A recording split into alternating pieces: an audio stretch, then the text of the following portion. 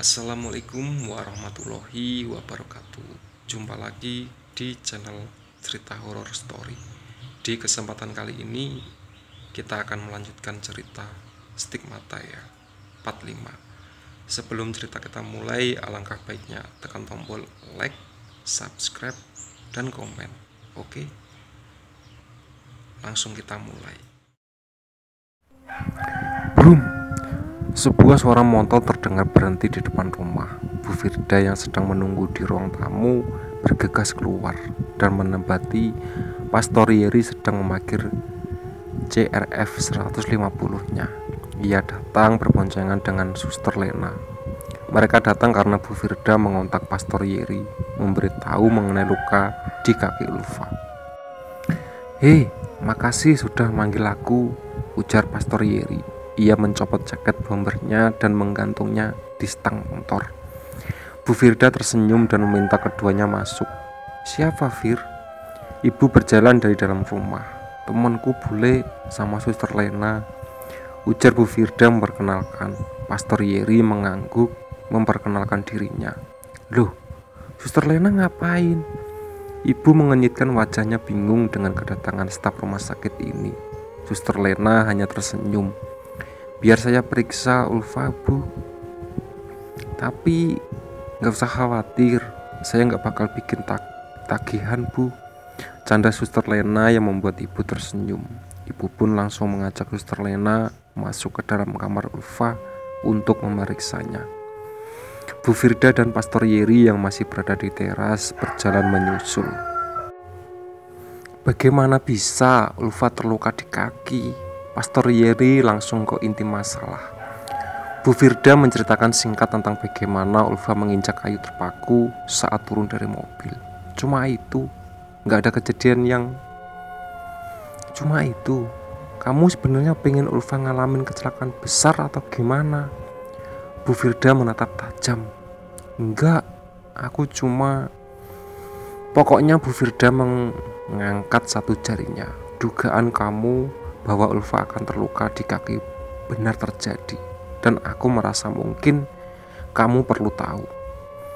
Pastor Yeri mengangguk pelan. Ia berhenti di depan pintu kamar Ulfa. Aku nggak apa-apa masuk." "Yah, toh di dalam ada bule, Suster Lena dan aku, jadi aku ngerasa nggak masalah." Bu Firda mempersilahkan Pastor Yeri melihat luka Ulfa. "Fir, bule berangkat dulu ya." Ibu meraih tas kecilnya di atas sofa ruang tamu. "Ia akan berangkat kerja di pabrik sore ini. Kalau kamu sama yang lain mau makan, ambil aja di belakang." Bu Firda dan Pastor Yeri mengangguk sambil berterima kasih atas tawaran itu. Keduanya duduk di sofa ruang tamu, sementara Suster Lena masih di kamar bersama Ulfa untuk membersihkan semua luka-lukanya. "Sekali lagi aku tanya, apakah luka di kaki Ulfa cuma karena ia menginjak paku?" Pastor Yeri menuang es teh yang disediakan ibu di meja. "Iya." Bu Firda mengenyit bingung. "Memangnya kenapa sih? Apa buat kamu agak antik klimak gitu? Luka di kakinya gak seheboh luka sebelumnya?" Pastor Yeri terdiam diri sejenak. "Enggak, aku cuma berpikir-pikir, berarti luka stigmata Ulfa bisa saja disebabkan oleh hal kecil. Tetap saja itu menyebabkan luka, dan aku yang cuma mengingat pakunya aja merasa ngilu, apalagi Ulfa yang mengalami." Tukas Bu Firda agak sebal. Ia merasa seakan Pastor Yeri meremehkan luka itu. "Bukan itu maksudku." Pastor Yeri menengguk es tehnya. Ia meletakkan gelas yang sudah kosong di meja. "Kalau luka ini di kakinya disebabkan hal yang tidak terlalu bahaya, aku harap luka yang terakhir nanti juga semoga gak terlalu bahaya." Bu Firda menatap Pastor Yeri tajam. "Luka terakhir? Nanti? Bukannya luka di tubuh Kristus sudah ada semua di badan Ulfa? Punggung, kepala, tangan, dan kaki. Maksudmu masih ada lagi?" "Loh, aku belum cerita ya?" Bu Firda menggeleng. Pastor Yeri menatap Bu Firda agak lama, seakan ragu untuk menceritakan. Namun akhirnya ia mulai cerita. Penyaliban Kristus terjadi di hari Jumat. Para imam Yahudi meminta para centurion prajurit Romawi untuk menurunkan 3 orang yang ada di salib itu, karena esoknya hari Sabtu adalah hari suci mereka.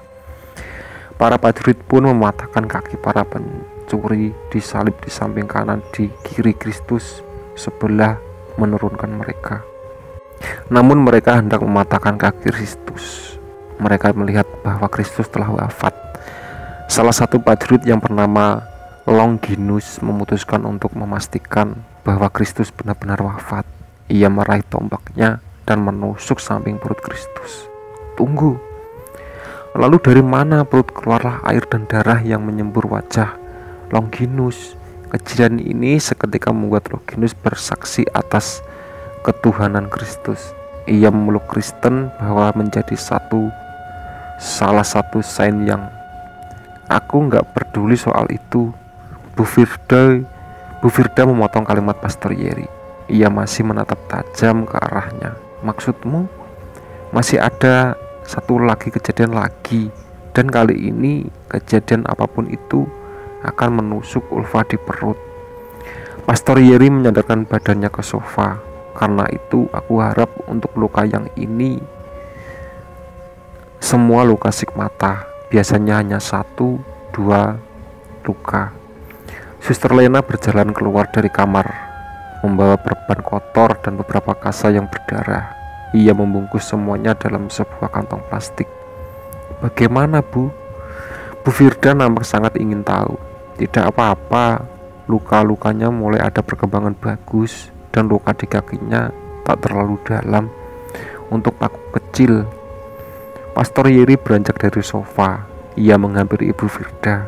Aku dan Magda harus segera pergi ke gereja Stati. Sekali lagi, jika ada apa-apa, tolong hubungi aku atau Mada. Bu Firda mengangguk dan mengantar keduanya berjalan ke teras. Setelah keduanya pergi, ia membanting dirinya ke sofa. Ucapan Pastor Yeri tadi masih terngiang di telinganya. Luka di perut. Tombak Longinus atau disebut tombak takdir adalah relik yang konon masih ada ramai sekarang. Dikabarkan bahwa Napoleon dan Hitler pernah memiliki tombak ini. Mitosnya adalah bahwa siapapun yang memiliki tombak ini memegang takdir dunia dalam genggamannya.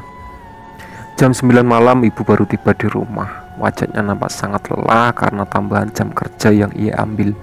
Semua itu ia lakukan demi mendapat tambahan biaya untuk membeli obat Ulfa. Bu Firda berpamitan pulang setelah seharian menemui Ulfa di rumah. Ia sudah mewanti-wanti Ulfa untuk hati-hati. Ulfa sendiri yang masih sudah terlihat lelah. Ia merasa bosan yang teramat karena sudah berhari-hari harus berbanting atau terdiam diri di ranjang. Ia ingin bisa beraktivitas normal, sekedar berjalan-jalan di depan rumah atau membantu ibu. Namun jahitan luka di tangannya terasa sakit ketika digerakkan. Belum lagi perintah Suster Lena untuk menjaga tangannya karena ada sedikit retak di dalam. Ulfa menghela nafas panjang. Matanya melirik ke arah jam dinding. Apakah luka-luka ini akan sembuh seketika ia masuk sekolah nanti? Ulfa sudah minum obat, Nak. Ibu melongo segelas ke dalam kamar. Sudah, jawab ibu singkat. Ia memutar badannya dan menegap gulingnya erat. Ia tidak bisa berbaring di punggungnya lama-lama karena akan terasa perih. Ulfa diam memperhatikan detik jarum yang berputar. Ia tak berhenti berjalan membentuk lingkaran tanpa ujung, yang perlahan membuat kelopak mata Ulfa terasa berat dan semakin berat. Angin bertiup mendebu kering, membentuk jejak pasir di tanah berbatu yang panas. Di sini lagi, gumam Ulfa lirih. Ulfa mengadakan tangannya ke atas, menutupi matahari dari pandang matanya. Namun ia melihat ada cahaya yang menembusnya.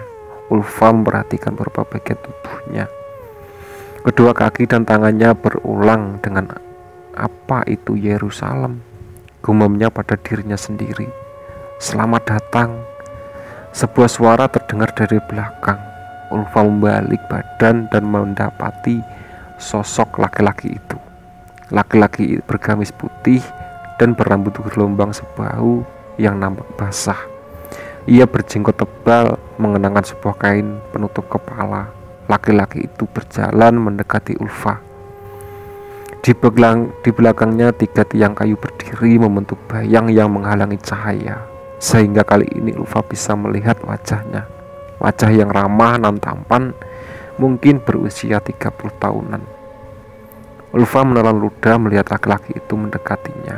Ia bisa merasakan ada sesuatu yang berbeda padanya. Laki-laki itu memiliki aura yang agung dan berat, seolah Ulfa tengah. Laki-laki itu berhenti di sebelah Ulfa, memandangi kota di bawah kaki mereka. Ulfa menatap sosok itu lekat. Entah kenapa jantungnya tak bisa berhenti berdebar karena gugup atau takut. Ulfa tak tahu. Tapi Ulfa tahu bahwa ia harus memastikan sesuatu. Apakah kamu Yesus Kristus? Laki-laki itu menoleh, menatap wajah Ulfa. Apakah kamu Nabi Muhammad? Sebuah senyum yang tenang terbentuk di wajah laki itu. Laki-laki itu membungkuk mendekat ke wajahnya di sebelah telinga Ulfa. Bibirnya bergerak membisikkan sesuatu. Ulfa mematung. Jantungnya terkesiap dengan wajah membeku ketika mendengar nama yang sangat ia kenalnya. Nama yang juga pasti dikenal semua orang. Dengan jantung yang tak karuan karena kaget, ia mendengar suara teriakan itu lagi. Astagfirullah, Ulfa. Ibu membuang selimut dan bergegas berlari menuju kamar sebelah. Ibu berhenti di depan pintu kamar Ulfa. Ulfa yang tengah berteriak-teriak mengingat kencang dalam tidurnya. Badannya menggelincang seolah hendak meronta. Kakinya menendang-nendang. Ulfa, nak. Ibu menangis dan menghambur duduk di tepi ranjang Ulfa. Dengan panik ibu memegang tubuh anaknya. Ulfa kembali berteriak, memecah kesunyian malam. Tubuhnya menggeliat dengan jari-jari yang merenggang seperti cakar. Ulfa, ibu nampak kebingungan, tak tahu harus berbuat apa.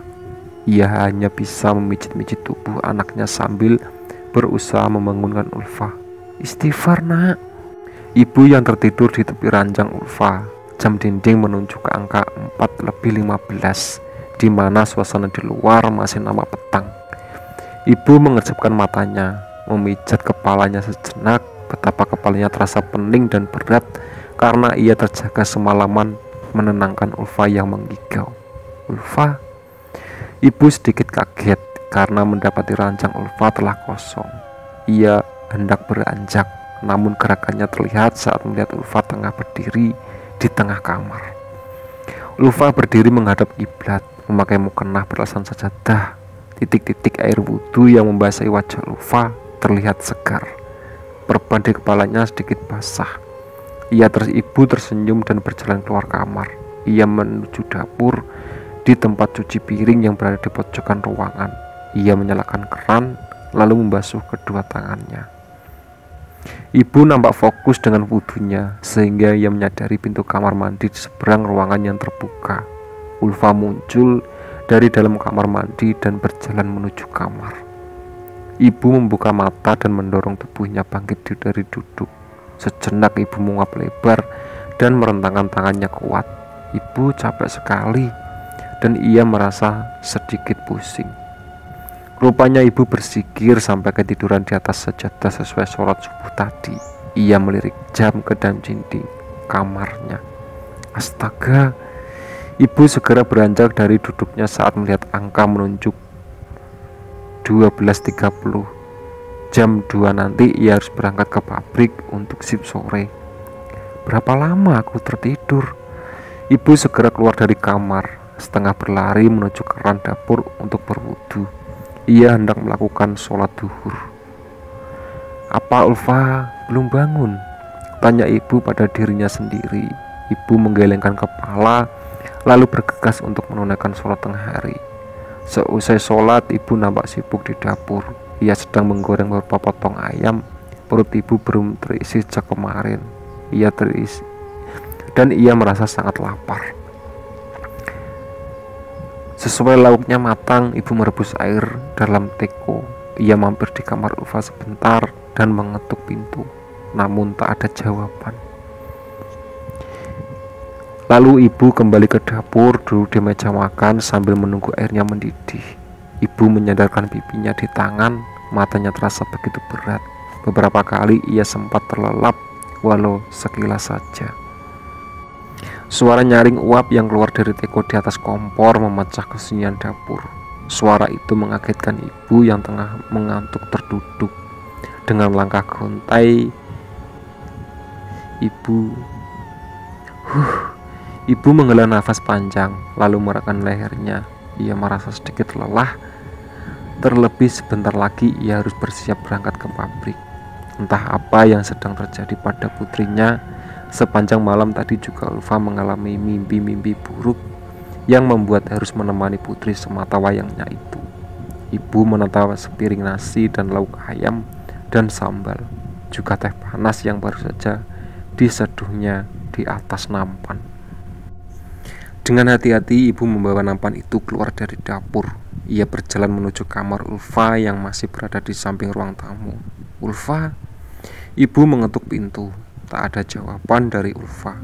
Ul, ibu kembali mengetuk pintu. Nak, ini ibu bawakan makan sama teh. Kamu belum makan dari tadi pagi. Namun ibu tak paham apa yang diucapkan. Sebuah ucapan terdengar tak jelas. Ibu masuk ya. Ibu meraih gagang pintu kamar lalu mendorong.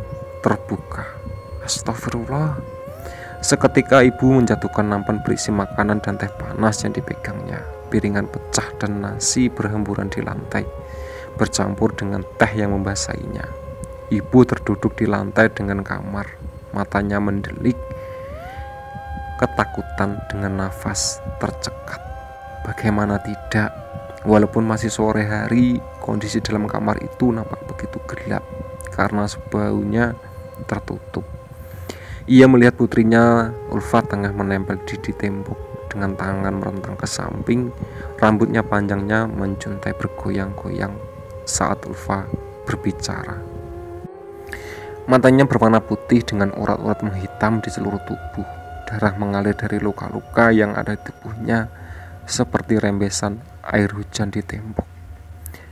Ulfa terentang berbasbana salib, berbalik dengan posisi kepala di bawah, mulutnya terbuka, dan ia harus terus bicara dalam bahasa yang sangat tidak dikenali oleh ibu. Suara yang keluar pun bukan suara Ulfa.